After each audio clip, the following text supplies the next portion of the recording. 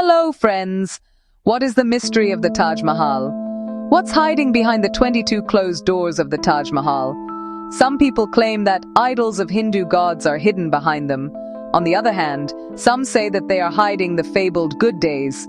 The first door hiding cheap petrol and diesel, the second hiding employment opportunities. Some people have gone further and said that the Taj Mahal is actually a Shiv temple, whose real name is Tejo Mahalaya. According to a theory, it wasn't built by the Mughal Emperor Shah Jahan, rather it was built by Raja Paramardi Dev in the 13th century. After that, it was passed down to Raja Man Singh, and Shah Jahan bought the Taj Mahal from his grandson, Raja Jai Singh.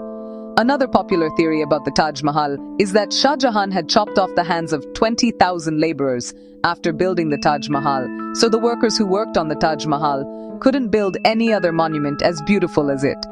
In one theory, the Tejo Mahalaya was built in the 13th century. In the other, Shah Jahan had chopped off the hands of the workers in the 17th century, about 450 years later. So both theories cannot be true. So in today's video, let's try to find out the truth. What is the history of the Taj Mahal? How much truth do these theories hold? And what's hidden behind the 22 closed doors of the Taj Mahal? The seventh wonder of the world, a symbol of love. It's said that history is based on facts and not on emotions. What history? Whose history? Whose version of history? BJP government demands the 22 closed doors of the Taj Mahal be reopened. And the judges have slammed the Taj Mahal petitioner. Friends, let's understand the real history of the Taj Mahal first. Shah Jahan and Mumtaz. What were their real names? Shah Jahan was born on 5th January 1592. His real name was Khurram. Shah Jahan was the royal name which was bestowed on him later, literally meaning the king of the world, Shah Jahan. His father was Jahangir, and his mother was Jagat Gosain, the chief queen of Jahangir.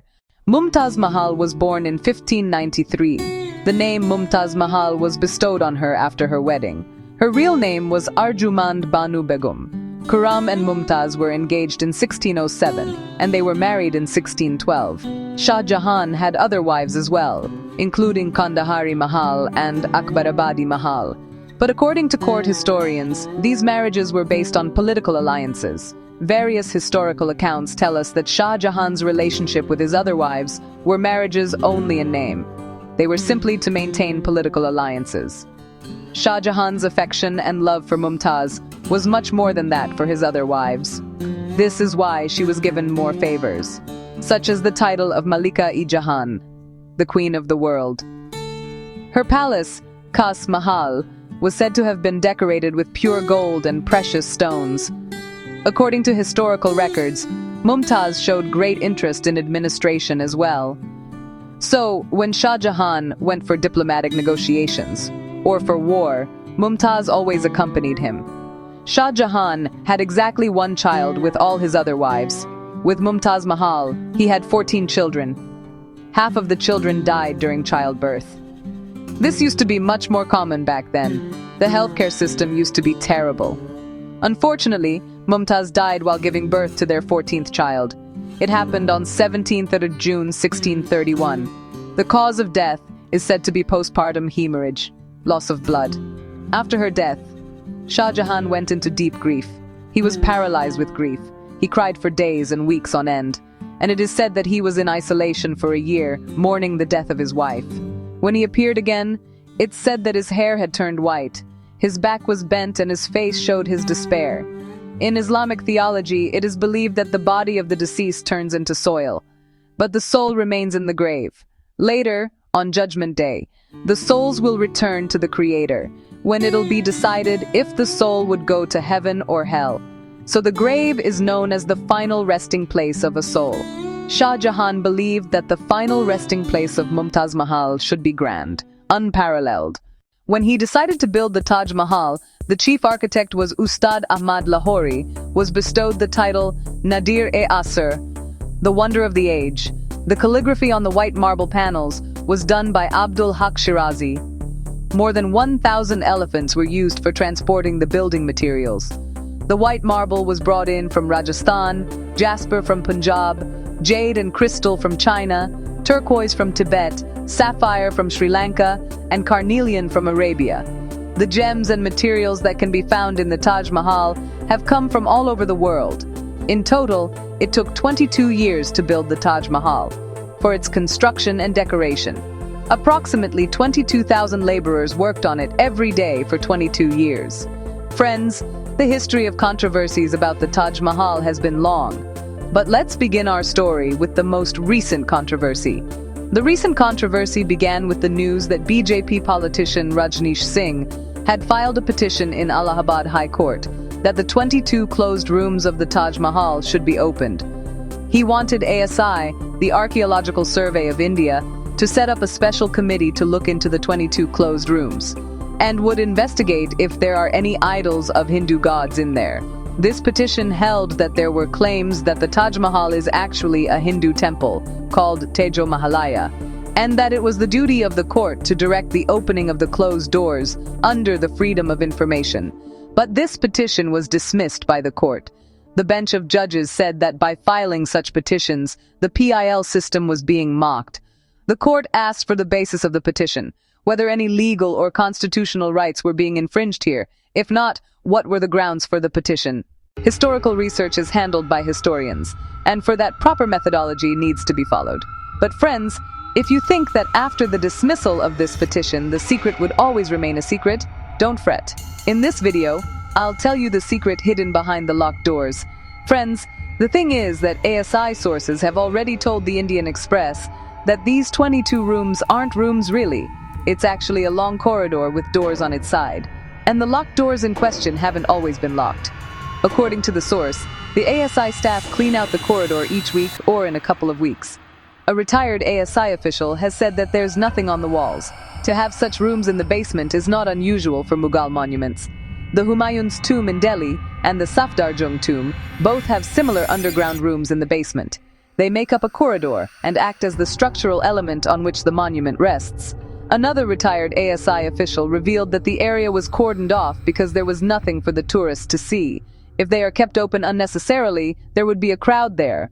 So to preserve the monument, the areas have been locked. After all, the Taj Mahal is a protected World Heritage Site with more than 100,000 visitors every day.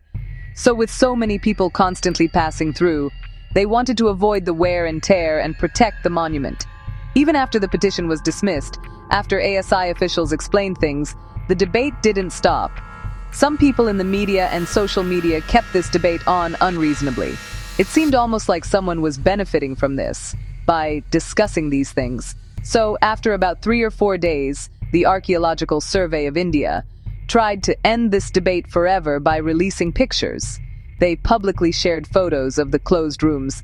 They showed the restoration work going on and what the rooms looked like from the inside. Agra's ASI chief R.K. Patel told India Today that the pictures can be found live on the website of ASI, and that it was a part of their newsletter and anyone can see the pictures by going to their website. There was one thing noteworthy in these photos, and it was the hard work of the ASI staff for the conservation of our monuments. You can see the before and after pictures here, before and after the restoration works. It is only due to them that our historical gems continue to be preserved like so. Friends, this wasn't the first time that such claims were made. There were several similar petitions before this as well, such as in April 2015, a similar suit was filed in the Agra court by 6 lawyers who claimed that the Taj Mahal was actually a Shiv temple. They asked the court for permission to allow Hindus to worship there. In their plea, lawyer Hari Shankar Jain and his colleagues said that it was Raja Paramardi Dev who built Taj Mahalaya in 1212 AD, and that this temple was later inherited by Raja Man Singh in the 17th century, after which the property was held by Raja Jai Singh, and then in 1632, Shah Jahan annexed it. After the death of Mumtaz Mahal, after the death of Shah Jahan's wife, this temple was converted into a memorial for Mumtaz. Then the court directed the central government, Union Ministry of Culture, Home Secretary, and the ASI to submit their replies to this claim. In the reply, the government denied this possibility. In November 2015, the Union Cultural Minister Mahesh Sharma told the Lok Sabha that the government found no evidence that the Taj Mahal was a Hindu temple. The ASI said the same thing. In 2017, the Archaeological Survey of India had said that the Taj Mahal is a tomb, not a temple. This is quite different from the Ganvapi Masjid controversy, because there's actually proof that there was once a temple. But let's discuss that controversy in some other video, and let's focus on the Taj Mahal in this video. They clarified the story about Raja Jai Singh and said that the land was annexed from him. Instead, it was given by him in exchange. It has an interesting history behind it, friends. In 2017, historian Rana Safi had written a blog on the Daily O platform, a blogging platform of the India Today group. In it, she wrote that Mughals were very interested in keeping a record of history. Many Mughal emperors had written autobiographies they wrote in journals, such as Jahangirnama, written by Jahangir. Additionally, they even had the official history written down by court historians. For example, during Akbar's reign, Abul Fazl had kept a record of history. Apart from these, there were other accounts of history written by other people of the era. These are known as contemporary accounts. These contemporary texts were compiled by W.E. Begley and Z.A. Desai in their book Taj Mahal, The Illumined Tomb. The various sources of that time were compiled together so that we can see them in that context and get to know the detailed history of the Taj Mahal. How the Taj Mahal was built. What were the methods used back then? All of it has been documented beautifully. Raja Jai Singh had friendly relations with Shah Jahan. We get to know that Raja Jai Singh used to live in the area where the Taj Mahal is built. That place has been referred to in multiple sources as Haveli, Khana, and Manzil. Different sources use different words, but these words were used to mean home. Small or big, Raja Jai Singh's home was there.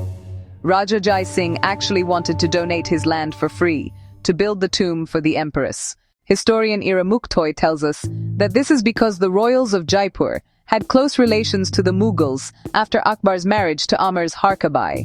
Bollywood films will have us believe that Akbar's wife's name was Jodhabai.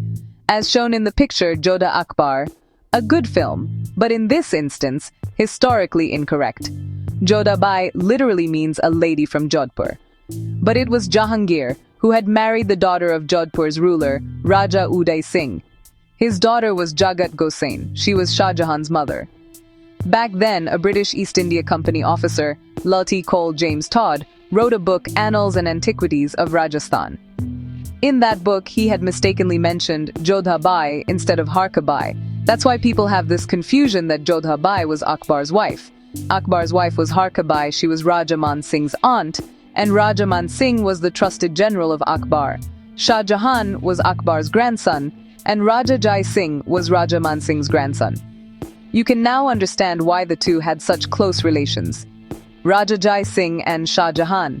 This is why Raja Jai Singh offered his land for free. He wanted to donate it to Shah Jahan, so that Shah Jahan could build a tomb for Mumtaz. But despite his offer, Shah Jahan didn't accept the offer of the land for free. In exchange, Shah Jahan gave 4 palaces to Raja Jai Singh.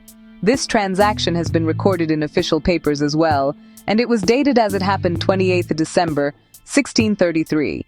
You can see this record in Jaipur's city palace now.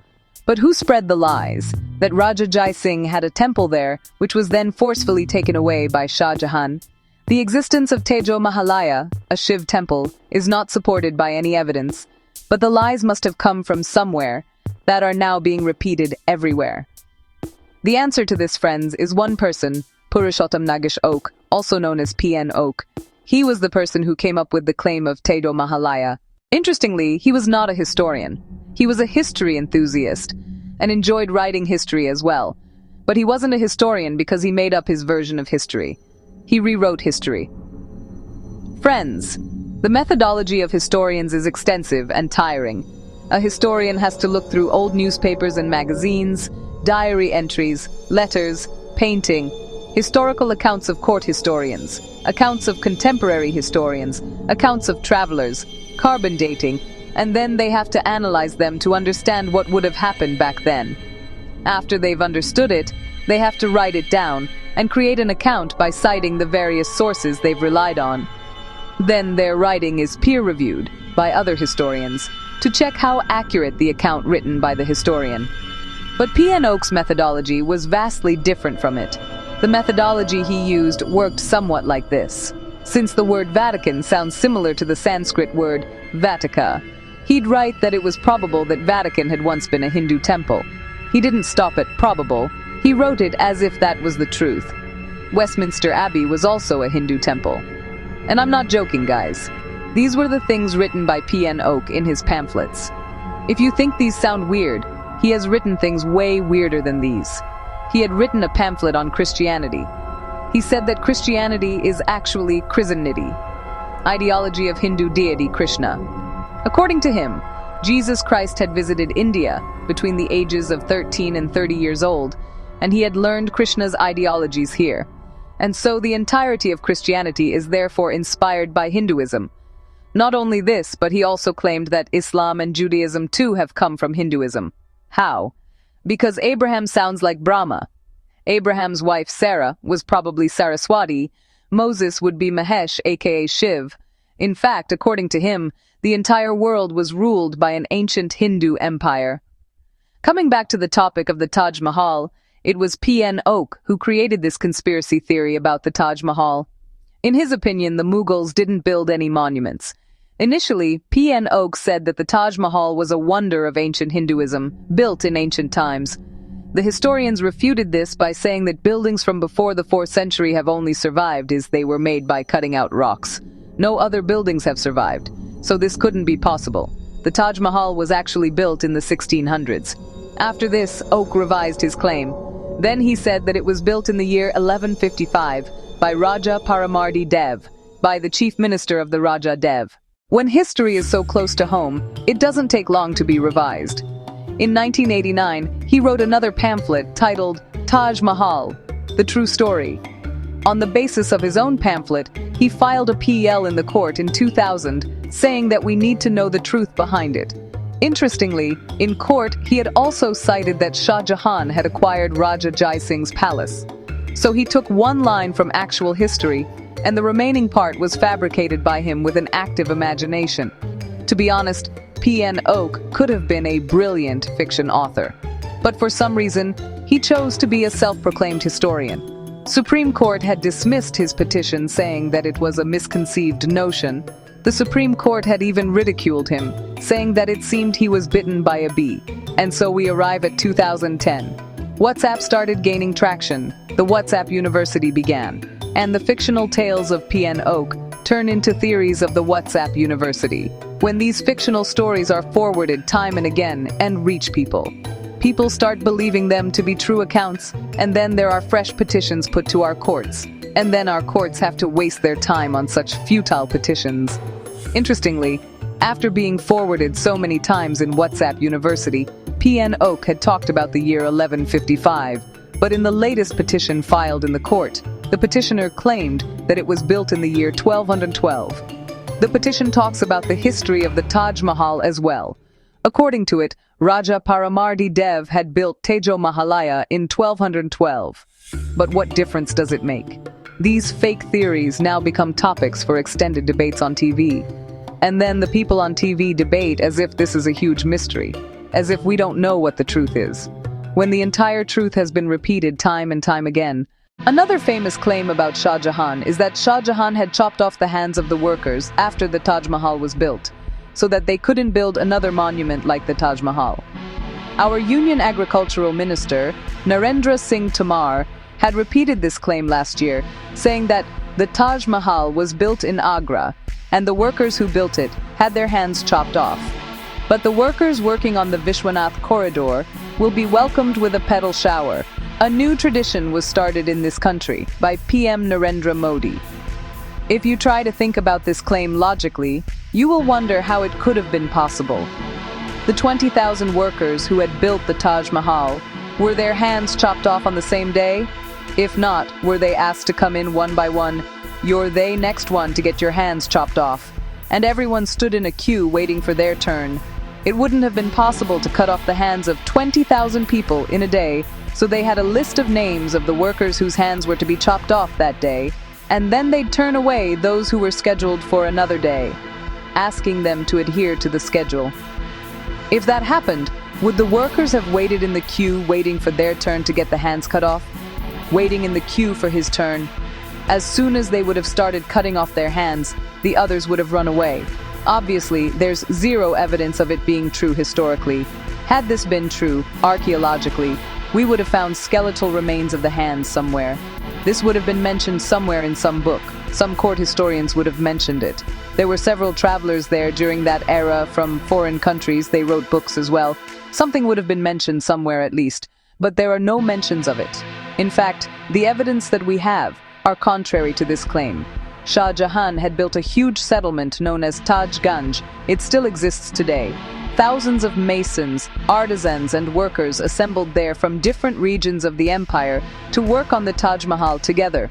The descendants of those workers still live there and work there and practice the skill of their forefathers. Actually, after building the Taj Mahal, Shah Jahan's workers built an entirely new city. It was named Shah Jahanabad, later named Delhi. So think about it logically. The Taj Mahal, Red Fort, Jama Masjid were built around the same time. Had the hands of the workers being chopped off, how could the empire have built such enormous monuments? Shah Jahan's period is believed to be the golden period of Mughal architecture. It was possible only because when Shah Jahan respected his workers. Today, for many people, the Taj Mahal is a symbol of love. Poets like Shakil have written about it, describing it as an emperor built the majestic Taj Mahal and gave the world a symbol of love. On the other hand, legendary poets like Sahir Ludhianvi had written, an emperor created a display of wealth to ridicule the affection of the poor. Irrespective of the version of the poem that is true, today it cannot be denied that the Taj Mahal is an architectural marvel. It is one of the official 7 wonders of the world and a UNESCO World Heritage Site. India's one of the most popular tourist attractions. People from all around the world come to see it. There is no reason not to be proud of it. It is a gem of India, in all aspects. If this was an informative video, you can watch other history videos in this playlist, and the next time you see someone, whether in your WhatsApp groups, or your friend or family member, repeating such baseless rumors about the Taj Mahal, do share this video with them. Thank you very much.